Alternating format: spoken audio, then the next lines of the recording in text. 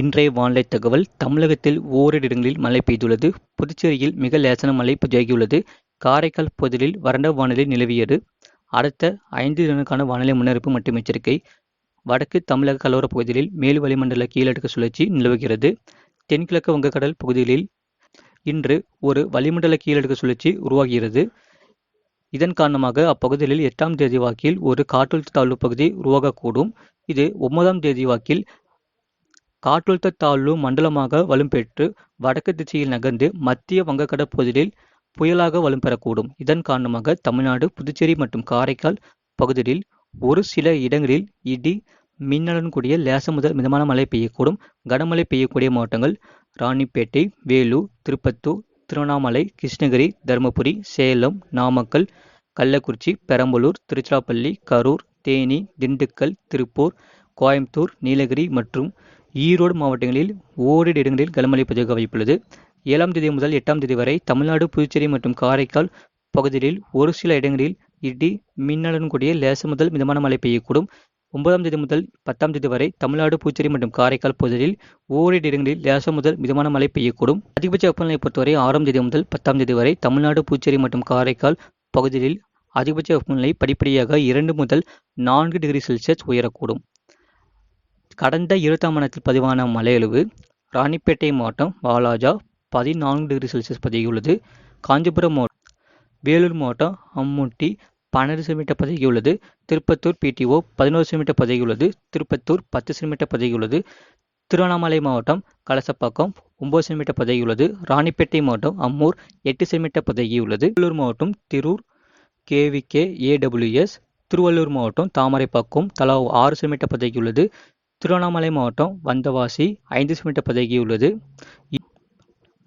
ஈரோடு மாவட்டம் வரட்டுப்பள்ளம், ஈரோடு மாவட்டம் தாளவாடி, தருமபுரி மாவட்டம் ஒகேனக்கல், திருவண்ணாமலை மாவட்டம் போலூர், திருப்பத்தூர் மாவட்டம் நாற்றம்பள்ளி தலா 3 சென்டிமீட்டர் பதிவாகியுள்ளது.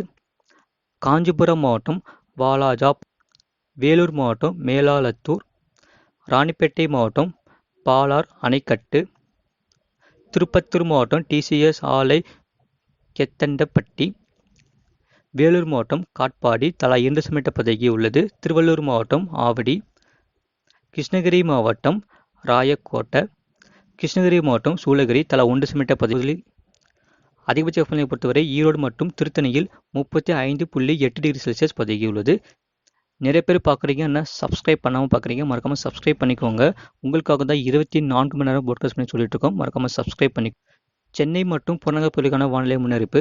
அடுத்த 40 நிமிடத்திற்கு வானம் ஓரளவு மேகமூட்டத்துடன் காணப்படும். நகரின் ஓரிரு இடங்களில் இடி மின்னலுடன் கூடிய லேசான முதல் மிதமான மழை பெய்யக்கூடும். அதிகபட்ச வெப்பநிலை 35 டிகிரி செல்சியஸ் மற்றும் குறைந்தபட்ச வெப்பநிலை 27 டிகிரி செல்சியஸ் அளவிலுக்கக்கூடும். மீனவர்களுக்கான எச்சரிக்கை.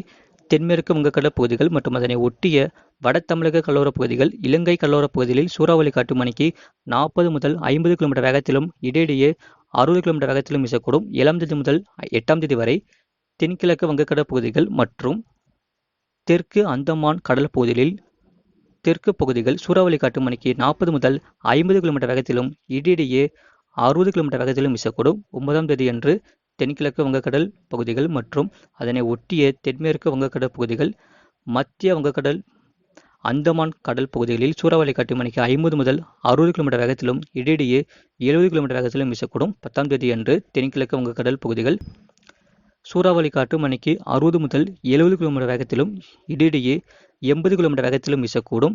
அதனை ஒட்டிய தென்மேற்கு வங்கக்கடல், மத்திய வங்கக்கடல் மற்றும் அதனை கடல் பகுதிகளில் சூறாவளி காற்று மணிக்கு 50 முதல் 60 கிலோமீட்டர் வேகத்திலும் இடையிடையே 70 கிலோமீட்டர் வேகத்திலும் வீசக்கூடும். மேற்குறிப்பிட்ட நாட்களில் மீனவர்கள் இப்பகுதிக்கு செல்ல வேண்டாம் என்று அறிவிக்கப்படுகிறார்கள். ஆழ்கடலில் உள்ள மீனவர்கள் 7ஆம் தேதிக்குள் கரைக்கு திரும்புமாறு அறிவிக்கப்படுகிறார்கள். இதுபோன்ற செய்திகளை உடனுக்குடன் அறிந்து கொள்ள மறக்காமல் சேனலை சப்ஸ்கிரைப் செய்யுங்கள். மற்றவர்கள் தெரியப்படுத்த ஷேர் செய்யுங்கள்.